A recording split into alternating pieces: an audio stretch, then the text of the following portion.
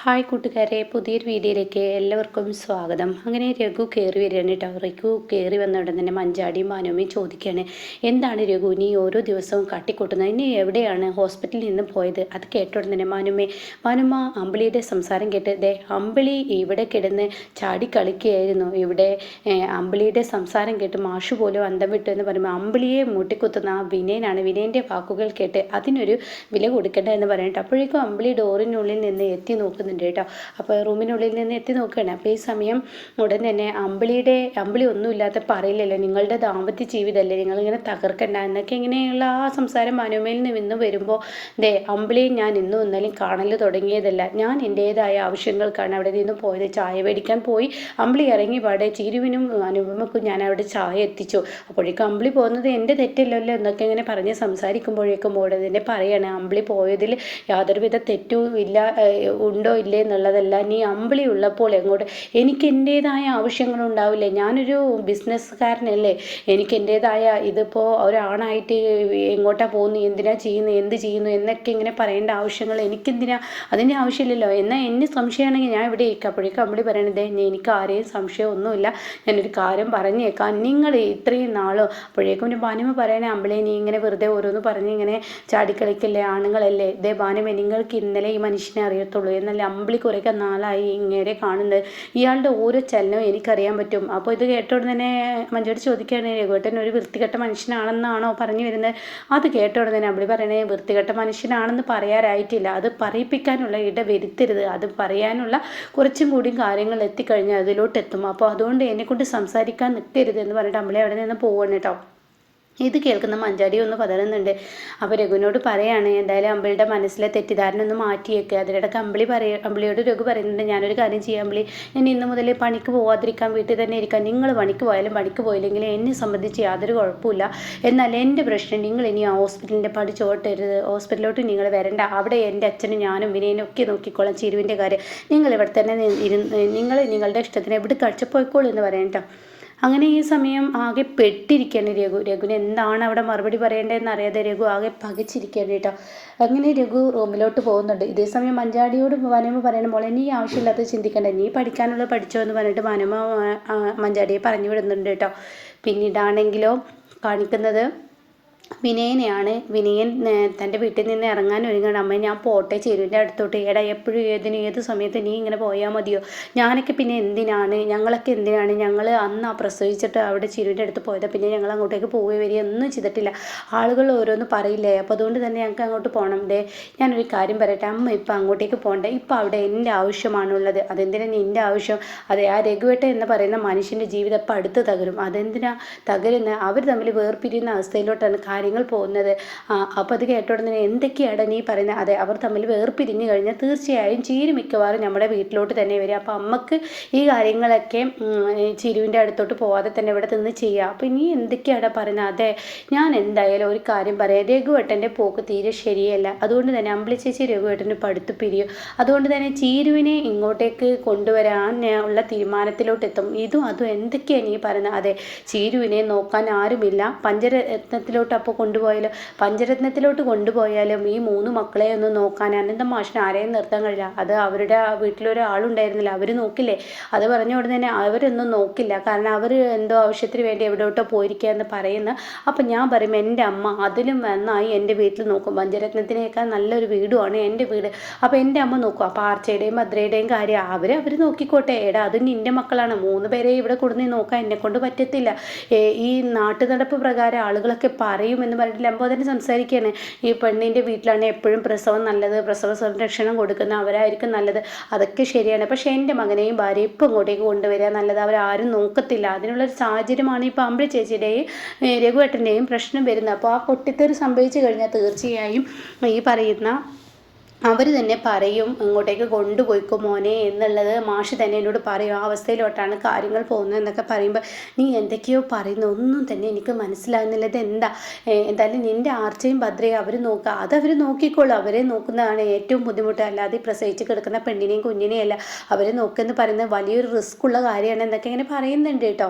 എന്നാൽ ഈ സമയം വിനയൻ അവിടെ നിന്ന് ഇറങ്ങാണ് ഹോസ്പിറ്റലിലോട്ട് എന്ന് പറഞ്ഞിട്ട് പിന്നീട് പോകുന്നത് ഇന്ദ്രൻ്റെ അരികിലോട്ടാണ്. ഇന്ദ്രനെയാണ് കാണിക്കുന്നത്. ഇന്ദ്രൻ ടെൻഷൻ അടിക്കുകയാണ്. തൻ്റെ അമ്മ വിളിച്ചതും തൻ്റെ അമ്മയെക്കുറിച്ച് പറയാൻ സൂപ്രണ്ട് വിളിച്ചതും അക്കാര്യത്തെക്കുറിച്ചൊക്കെ കേട്ടോ ജയിലിൽ അടികൂടിയതും സ്റ്റാഫുകളുടെ ആ ഒരു അന്തസ്സ് ജയിൽവാസികൾക്ക് ഉണ്ടാവില്ലെന്ന് പറഞ്ഞതും അതൊക്കെ ചിന്തിച്ചാലോചിക്കുമ്പോൾ തൻ്റെ മനസ്സ് ഇടനെഞ്ച് പൊട്ടുന്ന വേദനയാട്ടോ. അപ്പോഴാണ് വിനയം കടന്നു വരുന്നത്. അപ്പോൾ വിനയെ കണ്ടോടെ തന്നെ വിനയ ഞാൻ നിന്നെ എപ്പോഴും കാണാൻ വരണം എന്നൊക്കെ വിചാരിക്കും.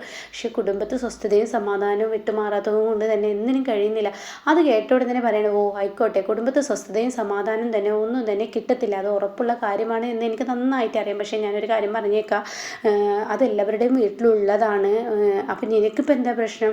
ഓ എനിക്കും പ്രശ്നങ്ങൾ തന്നെയാണ്. ഇപ്പം എൻ്റെ ഭാര്യയുടെ പ്രസവ ചെലവൊക്കെ നീ കാരണം എനിക്ക് നടത്താൻ പറ്റിയോ? അയ്യോ വിനയ, നീ കാരണം ഞങ്ങൾക്കാണ് ഉപകാരം ഉണ്ടായിരിക്കുന്നത്. അതൊന്നും ഞങ്ങൾക്ക് ഒന്നുമില്ല. കാരണം അമ്മയുടെ അപമാനം പോകുന്ന ആ ഒരു സമയമാണ്, അതായത് അവളെ കോടതിയിലോട്ട് കൊണ്ടുപോകുന്ന ആ സമയത്ത് കറക്റ്റ് സമയത്ത് നീ CCTV ദൃശ്യം എടുക്കുകയും പിന്നീട് ആ ഒരു പോലീസ് സ്റ്റേഷൻ എത്തിക്കുകയും ചെയ്തതുകൊണ്ടാണ് അനുപമ ഇന്ന് നിരപരാധിയാണെന്നുള്ള സത്യം തെളിഞ്ഞ്. അല്ലായിരുന്നെങ്കിൽ അനുപമ ഇതിൽ കുടുങ്ങിയിരുന്നില്ല. എന്തൊക്കെ നല്ല സംസാരിക്കാൻ കേട്ടോ.